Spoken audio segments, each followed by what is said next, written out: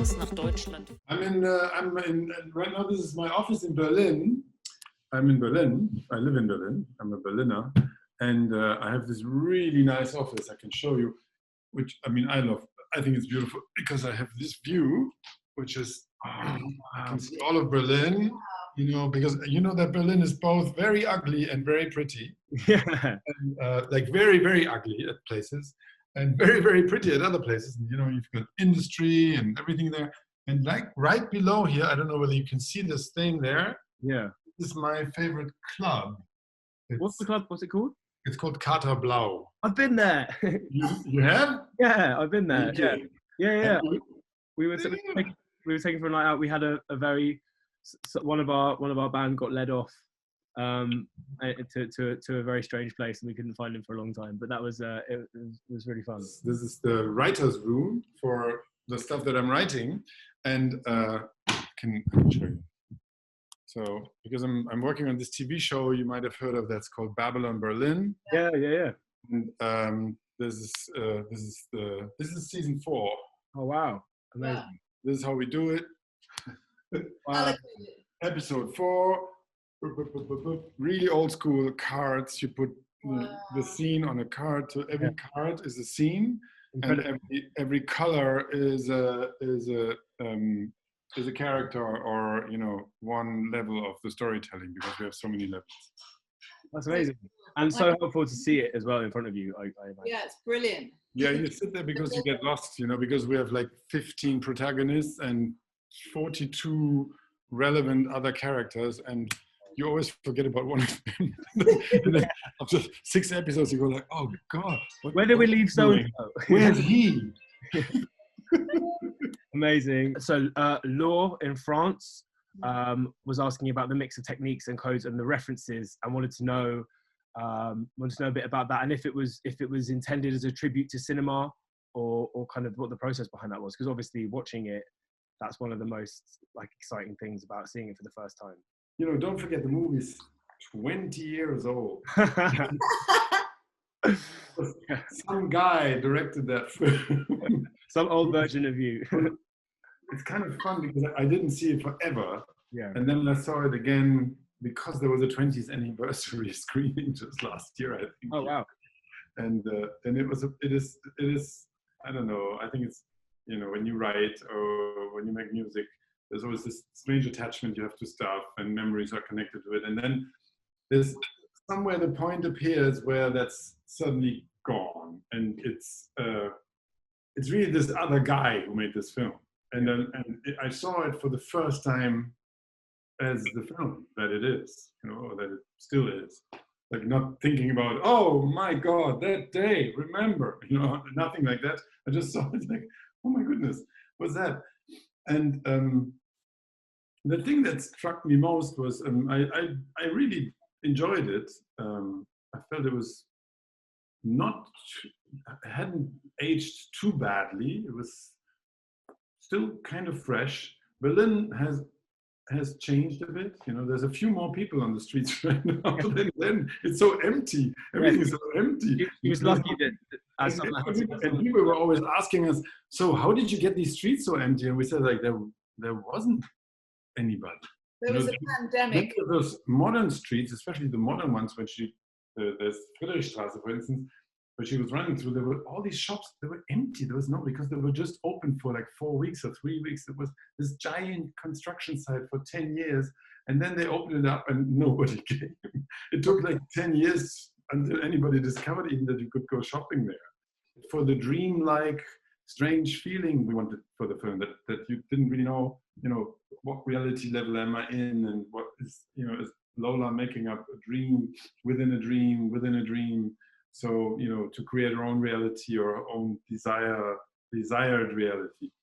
And, the technical stuff in it, because there's all these things, animation and, sped up stuff and photography and color changes. And that's all, I think it's I think it's mostly related to the fact that I just enjoyed filmmaking so much, and I was young. Yeah.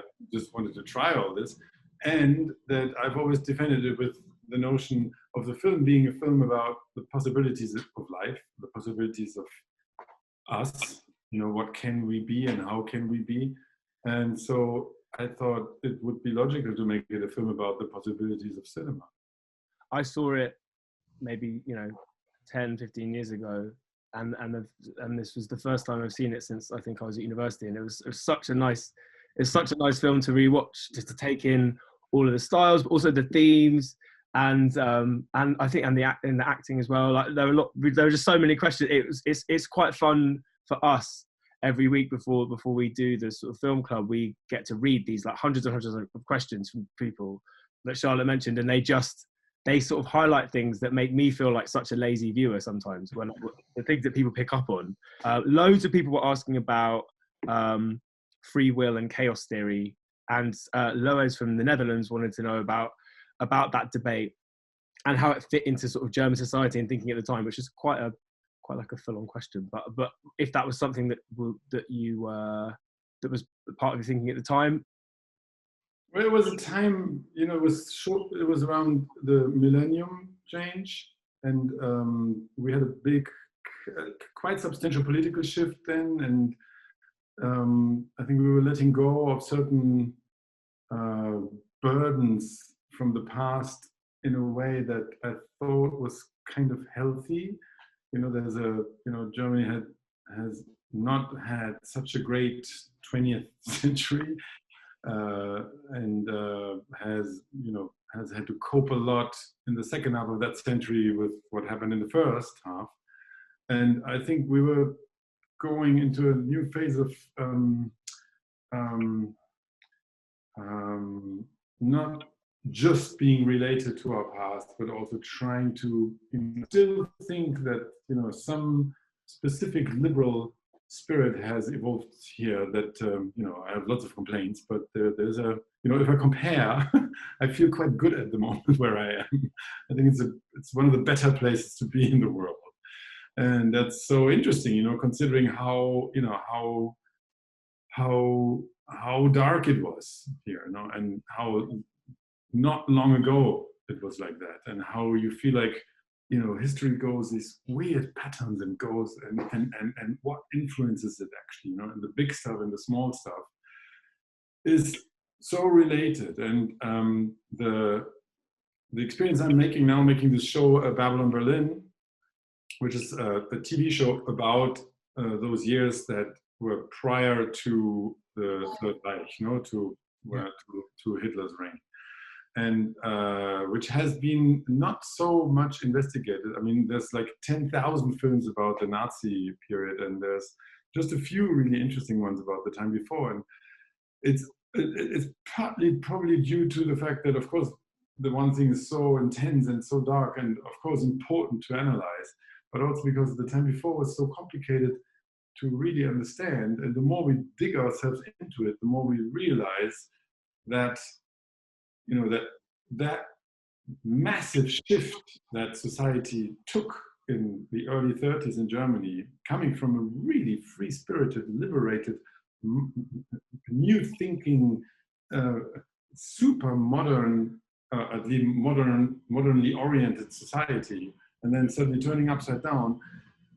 It all happened because of, not only, of course, because there's tendencies and there's streams of society, but there's also 5 or 6 tiny little chance changes, in the course of history, or somebody died at the right moment, or somebody had this accident, or that, there was this tiny loophole that the Nazis could go through.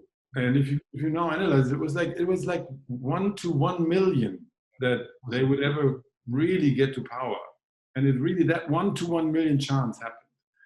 And it's like, if you look at it now, it's like unbelievable. Nothing was like steering towards it. And there wasn't like the society, and all these Germans were already ready to run for this leader. Like 3 years before, we like said, the TV show said 3 years before, no, it was not written all over everybody's face that this change was coming. It was the connection of a million dots, a million tiny dots.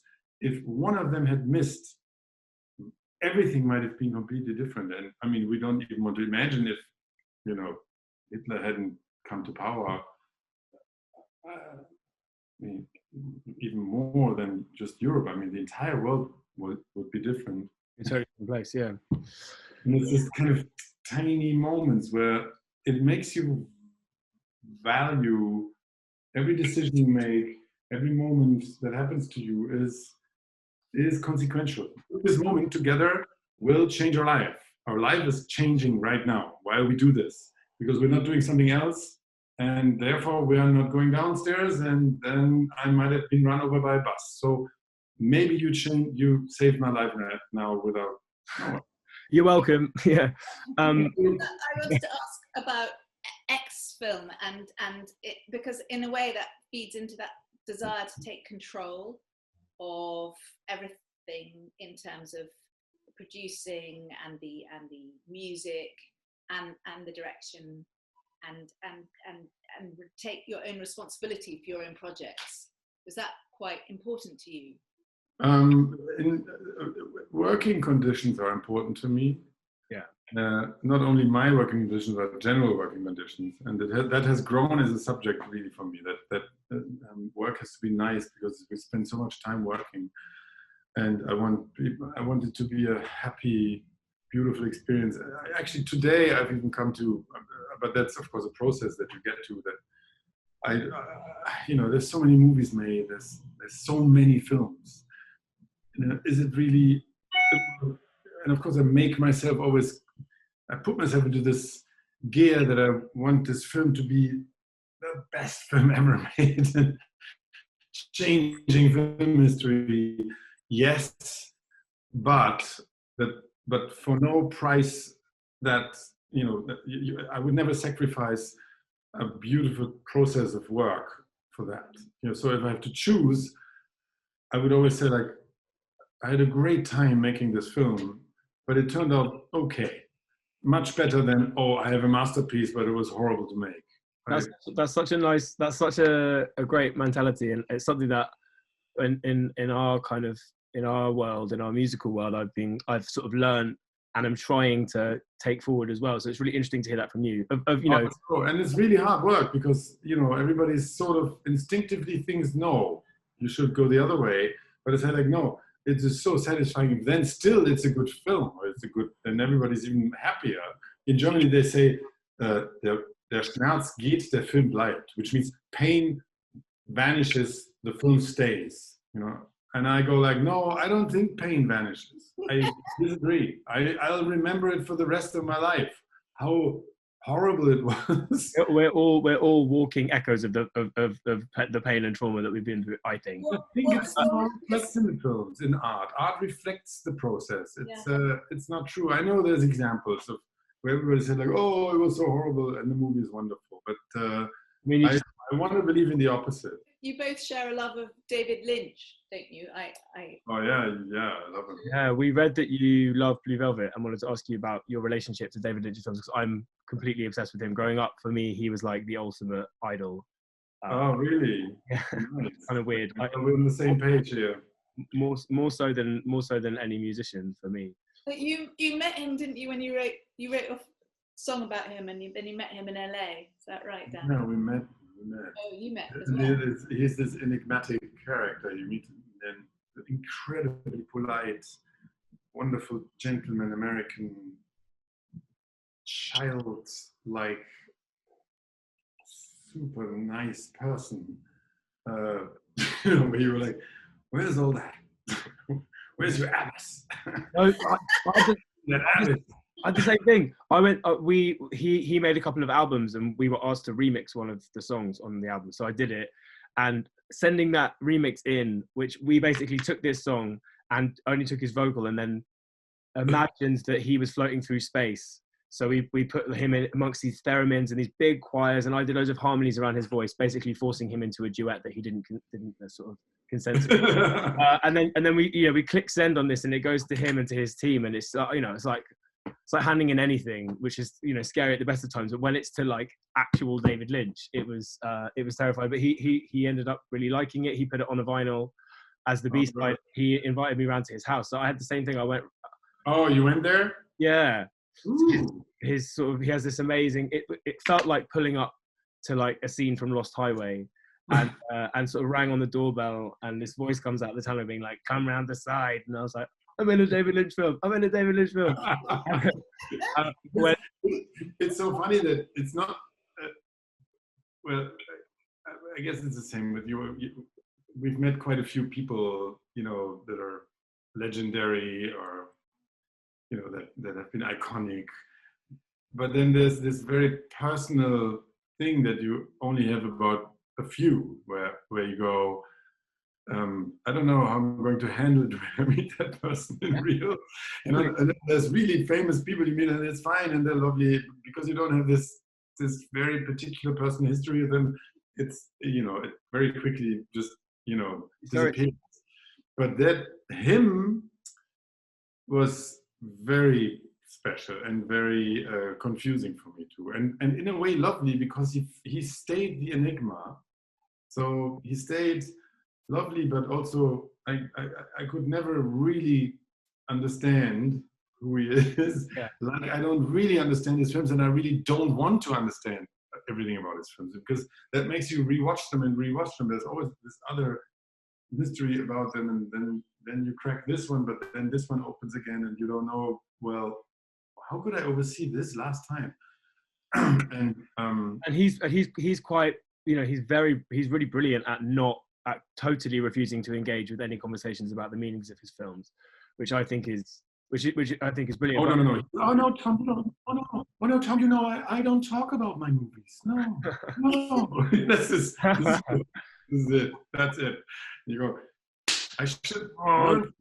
Yeah, I also found that I think I was anticipating when I met him that he would be, you know, as kind of evasive and not difficult, but, you know, he can be quite kind of short in interviews because he doesn't want to talk about the films. But actually, like you said, he was just really warm, lovely, yeah, totally.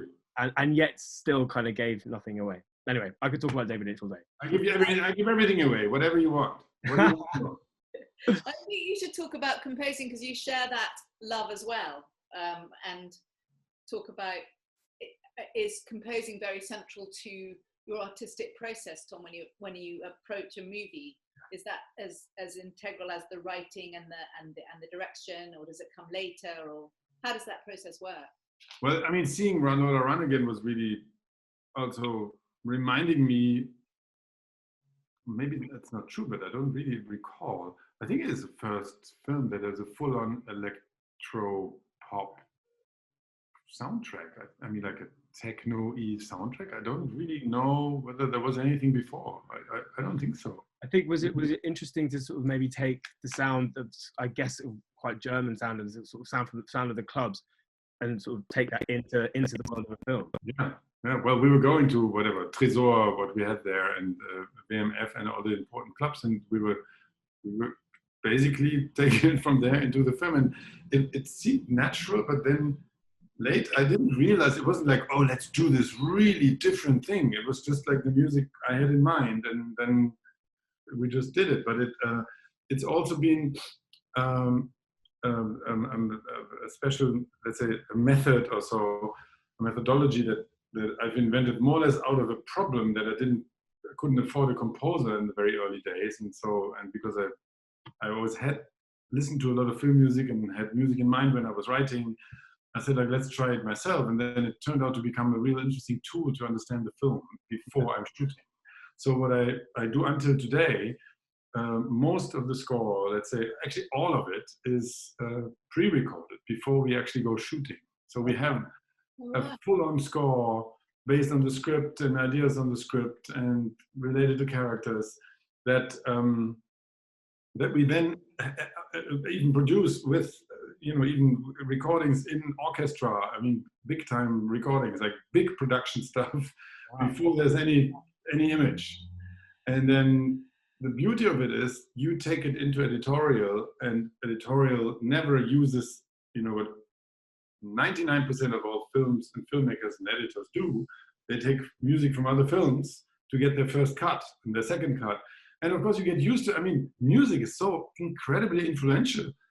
so you cut your film. I mean, many people have a film that's 25% The Lord of the Rings because they use the music from The Lord of the Rings for their first 4 cuts. And then it is sort of in there. You can't get it out of there. Then they go to composer and say, like, can you do something else but still do this? Do the same thing but not do the same thing, you know, which is awful for composers anyways. You know, and then, you know, I mean, That's so interesting. that's why many movies sound so similar. That's why so many scores have similar qualities, because they're taken from those, let's say, 40, 50 fantastic, big, interesting scores, and then they're just like cut to pieces and put under, you know, there's this film, I think the most copied score, at least in my world, which is more like artistically a little bit more, let's say, demanding films or so, the stuff that we produce. I've also, of course, I look at other people's films in editing tables and go like, okay, you're using that music again. Is American Beauty, the score from Thomas Newman. Oh, yeah. One of the great scores, a really amazing score. But the thing about that score is there's this beautiful piano theme in there. Yeah. You hear it and you immediately remember it, which is sad and positive, this kind of strange mixing when something is melancholic but still hopeful, but also sad. So it's meandering on this kind of borderline where every scene becomes a scene that makes you cry, you know, and how much it's screwed up your scene. You put that music on top of it, it's much more interesting, you know. and then they go, okay, we've got this really simple, beautiful piano thing here, and they go to a composer and say, like, can you do something like this? And then the composer goes like, Yeah. oh, it's a masterpiece. It's this thing. It's a miracle of music. You put it, you know, you take it away from the scene, suddenly the scene is boring and naked. Yeah. So that's what happens there. And I never do this. I said, like, okay, the music we use in editing is the music we have. And if we're missing something, we can add it, but let's try and work with the stuff we have pre-produced, because we had the movie in mind in our hearts and in our spirit, and we had the script. Let's try and have the music also infuse the images and not just being something that's later put on top of. Yeah. Really? Well, in Run Lola Run, they feel kind of there's such a synthesis between the music and, you know, it really helps drive on, I think, the pace of the film as well. Yeah. So that was Have you ever, having that music around. sorry to interrupt, but Dan, have you ever done music for films? No, I haven't. No, not really. We did a bit of, like, a radio station here had a project years ago where they got loads of artists to rescore Drive, which is not a film that needs rescoring because the score is pretty amazing and Really good score. But it was a fun kind of challenge and a daunting one. But yeah, I mean, that was kind of just an interesting way to sort of mess around with it. But it's definitely, music is scory sometimes. No, it is. It is really. I mean, it's obviously influenced by, you know, well, obviously you're film buff, so that's why. But I think it has a film quality to it. Yeah, I mean, a lot of my favorite albums growing up were film scores and film soundtracks as well, because, like, of course they were. But yeah, so that's always really seeped into what we do. And I always try and picture the songs as a kind of like scene or mini narrative within themselves. Anyway, it's not about me. This is about you. Maybe a one about just a favorite memory from making the film. Asked Emma in Germany, wanted to know. I'm sure that's very hard, but well, you know, it was one of those really joyful shoots, and really I had such a good time making this film. And the funny part about it is, it's more the backstory of the film that's funny, because basically we founded this company. That's actually a question I never really answered, but I mean the company X Film, which is now 25 years old, was founded by 3 directors and 1 producer, but actually, you know, we all were like first or second time directors and first or second time producer. I mean, like beginners, and we didn't have any money, like zero. I was a projectionist in a movie theater for like a long time. You know, we lived over €1,000 a month or something, and so it was all very, very, you know, on the verge of legal. You know, how do you really, you know, because films are $1 million or $2 million or $3 million, even low budget films. So it was all, about cheating about the percentage that you actually have to bring in on your, on your own part, because we didn't have any money. And we kind of we weren't great with money for quite a while. We still are not, but we somehow survived. But in the beginning, it was even harder because we had made 3 feature films and they all went over budget. Our first 3 productions went really badly over budget. Because we wanted them to be beautiful. So you add the money, you take your fee, you put everything in there, and then you realize, how do you get money back by it being a real hit? And of course, you don't make, before a movie really brings money back, it's a long way. Charlotte knows really well about it. I mean, it's a long way until films make proper money. Yeah. And it's like 1% that does, and all the others, you really should take care of getting your fee and getting your money out of the production, because later, there's not much happening, except for exceptions. So we were basically bankrupt. We had done 3 films and we had like more than $1 million of debts, and we didn't. It was actually over. It was only 2 years into us existing, and the only solution to kind of get out of it was let's just quickly make another movie and at least be able to, and get money for it, and investors and funding, and be able to pay our old bills from the money you get for this new film, and then see how we handle those bills. But let's first get those bills paid. And that was Run Lola Run. So it was really quick. Right. I was still in post-production on the film I had made before, which was the one that went over budget. Then we made Run Lola Run for something like 3 million, 2.5 million marks then, which was $2 million, I think, and paid all these old bills. Had lots of debts from the new film, but they were fresh debts, so that's fine. And nearly drowned, and then okay, and then the film came out, and then it was Run Lola Run, and then it became this super hit with really no one expecting it to be a big hit. It was only supposed to pay the bills for the moment.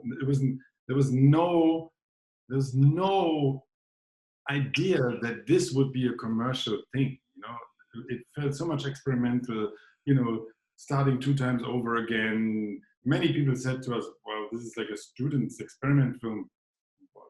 What do you think? How's this ever going to become a feature film, theatrical film? No. And then it became this thing which of course very often happens when you don't think about it at all. Then you do the thing that has this kind of spark. I was completely not aware of what would be possibly happening with this, and it saved us. So it's so funny how unserious business people we were, and that because we were so unserious, actually that's why Run Lola Run even happened. Yeah, I think that just, and I don't know, the freedom in that, and the lack of expectation. I think, like you said, that's so often when the best. Yeah, let's just jump. They come and take you by surprise. Yeah. I'm really aware that you probably have to go. Thank you so much for your time. Charlotte, so lovely. I love what you do. It's great.